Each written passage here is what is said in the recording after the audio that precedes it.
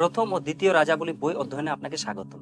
এই পাঠে আমরা এই বই দুটিতে পাওয়া একটি সাধারণ দ্বন্দ্বের সাথে পরিচয় করিয়ে দিতে চাই, রাজাগণ ও নবীগণ। প্রথম ও দ্বিতীয় রাজাবলীতে আমরা রাজা দাউদের মৃত্যুর মধ্যবর্তী সময় থেকে শুরু করে ইসরায়েলীয়দের বেবিলনের নির্বাসনের শেষ সময় পর্যন্ত তাদের সাথে কি ঘটেছিল সেই ঘটনা আমরা পড়ি। ঈশ্বর রাজ্যের ধারণাটি বাইবেলে বেশিরভাগ অংশে অগ্রাধিকার ও কেন্দ্রবিন্দুতে রয়েছে, কিন্তু শমূয়েল এবং রাজাবলীর বই উভয়ই ঈশ্বর রাজ্যের পরিচয় করিয়ে দেয় জিহোবার কাজ হিসেবে, যখন ইসরায়েল জাতি বিভিন্ন রাজ্যের শাসনাধীন ছিল। এই পার্থিব রাজাদের মাধ্যমে ঈশ্বরের রাজ্য কখনোই সম্পূর্ণরূপে আসেনি। ঈশ্বর রাজাদের সাথে কাজ করার জন্য নবীদের ব্যবহার করেন, এমনকি কখনো কখনো তাদের বিরুদ্ধেও তাদের ব্যবহার করেন। যখন আমরা ঈশ্বরের রাজ্য বলি, তখন আমরা একটি স্থানের উপর ঈশ্বরের রাজত্বের কথা বলি, এমনকি যদি সেই স্থানটি মানুষের হৃদয়েও হয়। পুরাতন নিয়মে ঈশ্বর ইসরায়েলের লোকেদের মাধ্যমে তার শাসন প্রকাশ করেন।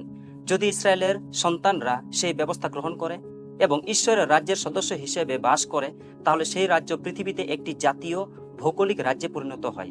ঈশ্বর যাত্রা পুস্তক 19 অধ্যায় 5 থেকে 6 পদে প্রতিজ্ঞা করেছেন, সেই জন্য যদি তারা আমার কথা মেনে চলে এবং আমার ব্যবস্থা পালন করে, তবে পৃথিবীর সব জাতির মধ্য থেকে তারাই হবে আমার কাজের বিশেষ সম্পত্তি, কারণ দুনিয়ার সব লোকই আমার অধিকারে।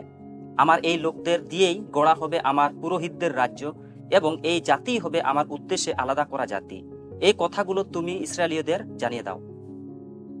শতাব্দীর পর শতাব্দী ধরে ঈশ্বর মসির মাধ্যমে প্রদত্ত আইন মেনে চলার চেষ্টা করার সময় ইসরায়েলদের লোকেদের নেতৃত্ব দেওয়ার জন্য মনোমুগ্ধকর এবং ভবিষ্যদ্বাণীমূলক বিচারকদের উঠিয়েছিলেন।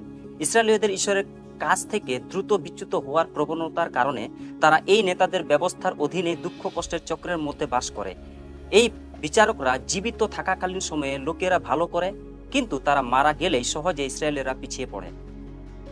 তবে প্রথম শমূয়েল 8 অধ্যায়ে পরিস্থিতি এক ভয়াবহের দিকে মোড় নেয়। যখন নবী শমূয়েল বৃদ্ধ হন এবং তার ছেলেরা প্রমাণ করে যে তারা তার স্থলাভিষিক্ত হওয়ার জন্য অযোগ্য, তখন ইসরায়েলের প্রাচীনরা নিজেদের জন্য রাজা দেবার দাবি করেন। এটা সত্যি মূর্খতা বলে মনে হয়। ব্যবস্থার পরিবর্তন কিভাবে তাদের সমস্যাগুলি সমাধান করবে, যখন সেই সমস্যাগুলি আসলে তাদের হৃদয়ে? এবং কেনই বা তারা মনে করে যে বিচারকদের চেয়ে রাজাদের অধীনে তাদের ভাগ্য ভালো হবে? হ্যাঁ, এটা বোকামি বলেই মনে হয়, তবুও তারা এই সিদ্ধান্ত নেয়। দ্বিতীয় বিবরণ 17 অধ্যায় ঈশ্বর বলেছেন যে তারা একদিন রাজাদের দাবি করবে এবং তিনি তা অনুমোদন করবেন, যদিও তিনি জানেন যে এটি তাদের জন্য সর্বোত্তম নয়। তিনি ভবিষ্যতের রাজাদের সাফল্যের চাবিকাঠিও প্রদান করেন, যারা তাদের হৃদয়ে তার পবিত্র বাক্যে ধারণ করার চেষ্টা করবে। দুর্ভাগ্যবশত আমরা দেখতে পাবো যে ঈশ্বর তাদের জন্য যে পথ দেখিয়েছেন, এই রাজাদের মধ্যে খুব কম ব্যক্তি অনুসরণ করেন। ক্ষমতার গতিশীলতা কতটা জটিল হবে তা জেনেও শমূয়েল জনগণকে রাজাদের পরিণতি সম্পর্কে কঠোরভাবে সতর্ক করেন, কিন্তু ইসরায়েলের জনগণ জোর দিয়ে বলেন যে তারাই সবচেয়ে ভালো জানেন। শতাব্দীর পর শতাব্দী ধরে তারা খারাপ রাজা ও ভালো রাজা পায়, কিন্তু বেশিরভাগ ক্ষেত্রেই তারা খারাপ রাজা পায়। পরিস্থিতি খারাপ হতে বেশি সময় লাগে না। মাত্র 3 জন রাজা, শৌল, দাউদ এবং সলোমনের মৃত্যুর পর ইসরায়েল 2 ভাগে বিভক্ত হয়। শমূয়েল যে রাজাদের ব্যাপারে সতর্ক করেছিলেন, তাদের অত্যাচার ইসরায়েলের উপর এতটাই তীব্র হয়ে ওঠে যে ইসরায়েলের বেশিরভাগ উপজাতি দাউদের বংশ থেকে আলাদা হয়ে তাদের নিজস্ব জাতি উত্তরাঞ্চলীয় রাজ্য ইসরায়েল গঠন করে। দক্ষিণ অংশ দাউদের পুত্রদের এবং জেরুসালেমের মন্দিরের প্রতি বিশ্বস্ত থাকে, যার ফলে দক্ষিণাঞ্চলীয় জিহুদা রাজ্যে পরিণত হয়। এরপরে বাইবেলে ইসরায়েল নামটি কাদের ক্ষেত্রে ব্যবহার করা হচ্ছে তা আর স্পষ্ট নয়। লেখকরা উত্তরাঞ্চলীয় রাজ্য ইসরায়েলের কথা বলছেন নাকি উভয় রাজ্যের কথাই ইসরায়েলীয়দের কথা বলছেন, আপনি বুঝতে পারবেন যে এটি ব্যাখ্যা করা কতটা কঠিন হতে পারে। প্রথম ও দ্বিতীয় রাজাবলী জিহুদার রাজা এবং ইসরায়েলের রাজাদের গল্প বর্ণনা করে, যতক্ষণ না উভয় দলকে শত্রু জাতিদের দ্বারা নির্বাসিত করা হয়। এই নির্বাসন ঘটে কারণ প্রভুর বিরুদ্ধে তাদের বিদ্রোহ এক চরম পর্যায়ে পৌঁছে যায়। উত্তর রাজ্য দুঃখজনকভাবে তাদের কখনো কোনো ধার্মিক রাজা ছিল না। 722 খ্রিস্টপূর্বাব্দে তারা আসিরিয়ায় নির্বাসনে যায়। দক্ষিণ রাজ্য, যেখানে ধার্মিক রাজা, দুষ্ট রাজা এবং এর মধ্যে সব ধরনের রাজা রয়েছে, তারা আরও কিছু সময়ের জন্য একটি জাতি হিসেবে টিকে থাকে। 586 খ্রিস্টপূর্বাব্দের আগে তারা বেবিলনীয় সাম্রাজ্যের হাতে পড়ে। আমরা প্রথম ও দ্বিতীয় রাজাবলীর নাম পরিবর্তন করে ইব্রীয় জাতির উত্থান ও পতন নামকরণ করতে পারি, কারণ এটি হবে উপযুক্ত শিরোনাম। যদি আমরা কেবল রাজাদের এবং তাদের আচরণের দিকে তাকাই, তাহলে বৃহত্তর চিত্রটি সহজে দৃষ্টিগোচর হয়ে যাবে। আসল কথা হলো, ঈশ্বর নিয়ন্ত্রণে আছেন। এই ধ্বংসের মাঝেও তিনি তার পরিকল্পনা বাস্তবায়ন করছেন। এটা দেখা গুরুত্বপূর্ণ যে ঈশ্বরের গল্প এই রাজাদের দিয়ে শুরুও হয় না এবং শেষও হয় না। ঈশ্বর এই পুরো সময় ধরে কাজ করে আসছেন এবং তিনি তার নবীদের মাধ্যমে তার লোকেদের মধ্যে কাজ করে চলেছেন। আসলে নবীরা কারা? নবীরা এমন মানুষ যারা ঈশ্বরের পক্ষে এবং ঈশ্বরের থেকে পাওয়া কথা বলেন। গণনা পুস্তক 12 অধ্যায় অনুসারে মোশে ছিলেন একজন শক্তিশালী নবী। কেউ কেউ তাকে একজন ঐশ্বরিক নবী বলে অভিহিত করেছেন, যার অর্থ তিনি ঈশ্বরের নামে বা ঈশ্বরের জন্য শাসন করেন। দ্বিতীয় বিবরণ 18 অধ্যায়ে প্রতিশ্রুত নেতার বৈশিষ্ট্যই এই, যিনি ইসরায়েলকে আসন্ন প্রতিশ্রুত মসিহের আরও কাছে নিয়ে যাওয়ার জন্য উঠে দাঁড়াবেন। ঈশ্বর কেন্দ্রিক নবী জাতিকে জিহুবার সাথে তাদের চুক্তির প্রতিও দায়বদ্ধ করেন। মোশে ইসরায়েলের অতীত সম্পর্কে লিখে এটি করেন, যেন তারা তাদের উৎপত্তি এবং লক্ষ্য জানতে পারে। মোশে তাদের ভবিষ্যতের দিকেও তাকান, যেন ঈশ্বরের পরিকল্পনা প্রকাশ পায়। তারপর ঈশ্বরের অতীত এবং ভবিষ্যতের পরিকল্পনার উপর ভিত্তি করে ঈশ্বর কেন্দ্রিক নবীরা ইসরায়েলীয়দের ঈশ্বরের লোক হিসেবে বর্তমানে কিভাবে বাস করতে হয় তা দেখান। আসুন প্রথম ও দ্বিতীয় রাজাবলী থেকে এই আশ্চর্যজনক ব্যক্তিত্বগুলির কয়েকটি দেখি। প্রথম রাজাবলী 22 অধ্যায়ে উত্তর ও দক্ষিণ রাজ্যের রাজারা এক সাধারণ শত্রুর বিরুদ্ধে লড়াই করার জন্য একত্রিত হন। ইসরায়েলের রাজা আহাব হলেন দুর্নীতিগ্রস্ত ও দুষ্ট। জিহুদার রাজা জিহোশাফাত হলেন ধার্মিক। আপনি সম্ভবত এখন অনুমান করতে পারেন যে এর পরিণতি কারো জন্যই ভালো হবে না।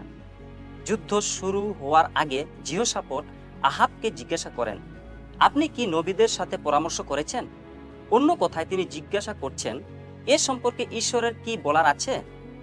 আহাব উত্তর দেন, আপনি কি নবীদের চান? কোনো সমস্যা নেই, আমার কাছে শত শত নবী আছে। তবে সমস্যা ছিল, আহাবের নবীরা ঈশ্বরের নবী নন এবং তারা কেবল আহাব যা শুনতে চান তাই বলেন। তারা মিথ্যা প্রতিশ্রুতি দেন, ঈশ্বরের সত্য বলেন না, আর এই সময়ে তারা বিজয়ের প্রতিশ্রুতি দেন। কিন্তু জিহোশাফাত বারবার জোর করে আহাবকে জিজ্ঞাসা করেন, তোমার কি জিহুবার কোনো নবী আছে? আহাব স্বীকার করেন যে এই একজন লোক আছে, কিন্তু বলেন যে তিনি তাকে ঘৃণা করেন, কারণ তিনি কখনো তার সম্পর্কে ভালো কিছু বলেন না। জিহোশাফাত যেভাবেই হোক এই নবীর সাথে কথা বলার জন্য জোর দেন। তাই আহাব মিখাইকে ডেকে পাঠান। যখন রাজার লোকেরা মিখাইকে নিয়ে আসে, তখন তারা তাকে বলে যে সবাই বিজয়ের বিষয়ে ভবিষ্যদ্বাণী করছে এবং তার বাণীও এমন হওয়া উচিত। কিন্তু মিখাই ঈশ্বরের একজন সত্যিকারের নবীর মতো উত্তর দেন। প্রথম রাজাবলী 22 অধ্যায় 14 পদে বলেন, জীবন্ত সদাপ্রভুর দিব্য বলছি, সদাপ্রভু আমাকে যা বলবেন আমি কেবল সেই কথাই বলবো। একজন সত্যিকারের নবী যে কোনো মূল্যেই ঈশ্বরের পক্ষে কথা বলেন, তিনি সর্বদা সত্য কথা বলেন। মিখাই যখন আসেন, আহাব জিজ্ঞাসা করেন, আচ্ছা মিখাই, আমরা কি অরামীয়দের সাথে যুদ্ধ করব? মিখা তার উত্তরে আহাবকে উপহাস করে বলেন, অবশ্যই, তোমার বিরাট জয় হবে। অসম্মানজনক আচরণের জন্য তাকে তিরস্কার করার পর আহাব একটি প্রকৃত উত্তর দাবি করেন। মিখাই উত্তর দেন 17 পদে, আমি দেখলাম ইসরায়েলীয়রা সবাই রাখালহীন ভেড়ার মতো পাহাড়ের উপরে ছড়িয়ে পড়েছে। তাই সদাপ্রভু বললেন, এদের কোনো মনিব নেই, কাজেই তারা শান্তিতে যে যার বাড়িতে চলে যাক। আহাবের রাগ সত্ত্বেও মিখাই সবে মাত্র শুরু করছেন। এরপর তিনি যা বলেন তা হলো সমগ্র শাস্ত্রের সবচেয়ে উল্লেখযোগ্য ভবিষ্যৎবাণীমূলক বাক্যগুলির মধ্যে একটি। মিখাই 19 থেকে 23 পদে এটি বলেছেন, তাহলে আপনি সদাপ্রভুর কথা শুনুন। আমি দেখলাম সদাপ্রভু তার সিংহাসনে বসে আছেন এবং তার ডান বা বাঁ দিকে সমস্ত স্বর্গদূতেরা রয়েছেন। তখন সদাপ্রভু বললেন, রমোত গিলিয়ত আক্রমণ করবার জন্য কে আহাবকে ভুলিয়ে সেখানে নিয়ে যাবে যেন সে মারা যায়? তখন একজন এক এক কথা বললেন। শেষে একটি আত্মা এগিয়ে এসে সদাপ্রভুর সামনে দাঁড়িয়ে বলল, আমি তাকে ভুলিয়ে নিয়ে যাব। সদাপ্রভু জিজ্ঞাসা করলেন, কেমন করে করবে? সে বলল, আমি গিয়ে তার সব নবীদের মুখে মিথ্যা বলবার আত্মা হব। সদাপ্রভু বললেন, তুমি তাকে ভুলিয়ে নিয়ে যেতে পারবে, তুমি গিয়ে তাই করো। এই জন্যই সদাপ্রভু এখন আপনার এই সব নবীদের মুখে মিথ্যা বলবার আত্মা দিয়েছেন। আপনার সর্বনাশ হবার জন্য সদাপ্রভু রায় দিয়েছেন। এরপর আহাবের নবীদের নেতা মিখায়ের মুখে আঘাত করেন এবং 27 পদে আহাব আদেশ দেন, এই লোকটিকে যেন জেলে রাখা হয় এবং রাজা নিরাপদে ফিরে না আসা পর্যন্ত তাকে অল্প জল আর অল্প রুটি ছাড়া যেন আর কিছু দেওয়া না হয়। 28 পদে মিখাই সাহসের সাথে বলেন, যদি আপনি সত্যি নিরাপদে ফিরে আসেন তবে জানবেন সদাপ্রভু আমার মধ্য দিয়ে কথা বলেননি।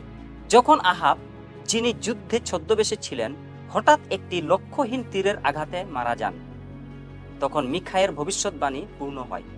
মিখাই ঈশ্বরের পক্ষ থেকে যা বলেছিলেন তা সত্য। এবার আসুন মহান নবী এলিয়ের জীবনের শক্তিশালী ঘটনাগুলোর একটি দেখি। প্রথম রাজাবলী 18 অধ্যায়ে এলিও বাল দেবতার পর্বত কর্মিল পর্বতের চূড়ায় বাল দেবতার নবীদেরকে এক ধরনের প্রতিযোগিতার জন্য চ্যালেঞ্জ করেন। এলিও লোকদের সামনে এই চ্যালেঞ্জটি দিয়ে 23 থেকে 24 পদে বলেন, এখন আমাদের জন্য 2টা ষাঁড় নিয়ে আসা হোক। ওরা নিজেদের জন্য একটা ষাঁড় বেছে নিয়ে কেটে টুকরা টুকরা করে কাঠের উপর রাখুক, কিন্তু তাতে আগুন না দিক। আমি অন্য ষাঁড়টা নিয়ে কেটে প্রস্তুত করে কাঠের উপরে রাখবো, কিন্তু তাতে আগুন দেব না। তারপর ওরা ওদের দেবতাকে ডাকবে আর আমি ডাকবো সদাপ্রভুকে, যিনি আগুন পাঠিয়ে এর উত্তর দেবেন তিনি ঈশ্বর।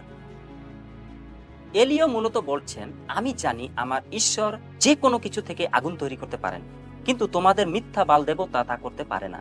বাল দেবতার নবীরা তাদের ষাঁড় কেটে ফেলার পর তারা প্রার্থনা শুরু করে। যত বেশি সময় লাগে প্রার্থনা ততই তীব্র হয়ে ওঠে। তারা বাল দেবতার দৃষ্টি আকর্ষণ করার জন্য ঘন্টার পর ঘন্টা বিভিন্ন ধরনের কৌশল বা নাচ করে, এমনকি তরবারি দিয়ে নিজেদের কেটেও ফেলে। পরে এলিও তাদের উপহাস করতে শুরু করেন। সন্ধ্যা নামার সাথে সাথে তারা অবশেষে হাল ছেড়ে দেয়। তারপর এলিও তার কাজ শুরু করেন। ব্যর্থ হবার জন্য নিজে একাধিক কাজ করেন, বা এটি দেখতে এমনই মনে হয়। প্রথমে তিনি পাথর এবং কাঠ দিয়ে তার বেদি তৈরি করেন এবং তিনি তার ষাঁড়গুলিকে বলি করে তার উপরে জল ঢালেন। এমনকি বেদির চারপাশে খনন করা একটি নালাও জলে ভরাট করেন। তারপর এলিও 36 থেকে 37 পদে একটি সহজ প্রার্থনা করেন, হে সদাপ্রভু, অব্রাহাম, ইসহাক ও ইসরায়েলের ঈশ্বর, আজকে তুমি জানিয়ে দাও যে ইসরায়েলের মধ্যে তুমি ঈশ্বর এবং আমি তোমার দাস, আর তোমার আদেশে আমি এই সব করেছি। হে সদাপ্রভু, আমাকে উত্তর দাও, যেন এই সব লোকেরা জানতে পারে যে হে সদাপ্রভু, তুমি ঈশ্বর আর তুমি তাদের মন ফিরিয়ে এনেছো। স্বর্গ থেকে আগুন নেমে আসে এবং বলিদান পুড়িয়ে দেয়। নালার সমস্ত জল বাষ্পীভূত হয়ে যায় এবং কাঠ ও পাথর ধুলোয় পরিণত হয়। ইব্রিয় লোকেরা তাদের মুখের উপর পড়ে চিৎকার করে বলে, সদাপ্রভু ঈশ্বর, সদাপ্রভু ঈশ্বর। এরপর এলিও বাল দেবতার নবীদের হত্যা করার জন্য লোকেদের আদেশ দেন এবং তারা তাদের সকলকে হত্যা করে। শেষ করার আগে নিজেকে জিজ্ঞাসা করুন, আপনি কি ঈশ্বরের রাজ্যের অংশীদার? আপনি কি আপনার হৃদয় ঈশ্বরের শাসনের কাছে সমর্পণ করেছেন, নাকি আপনি নিজের জীবনের উপর রাজত্ব করার জন্য তাকে প্রতিরোধ করে নিজেকে ঈশ্বরের শত্রু করে তুলেছেন? আপনি কি ঈশ্বরের ইচ্ছা পালন করতে চান, নাকি আপনি নিজের ইচ্ছার পিছনে ছুটতে চান? আপনি কি ইসরায়েল এবং জিহুদার অনেক রাজার মতো যারা তাদের নিজস্ব ক্ষমতা এবং সম্পদের পিছনে ছুটতে চেয়েছিলেন, নাকি আপনি সেই ধার্মিক রাজা ও নবীদের মতো যারা জিহোবার সামনে নতজানু হয়ে ঈশ্বরের সেবায় তাদের জীবন উৎসর্গ করেছিলেন? আমাদের প্রতিশ্রুতি দেওয়া হয়নি যে ঈশ্বরের সেবা করলে আমাদের জীবন সহজ হবে, বরং আমাদের জীবন খাঁটি, আনন্দে ও ব্যাখ্যাতীত শান্তিতে পূর্ণ হবে। জিহোবাই একমাত্র সত্য ঈশ্বর এবং তার পথে চলতে চলতে আসা প্রতিটি চ্যালেঞ্জেই মূল্যবান। আজই ইসরায়েলের লোকেদের মতো ঘোষণা করুন, সদাপ্রভুই ঈশ্বর।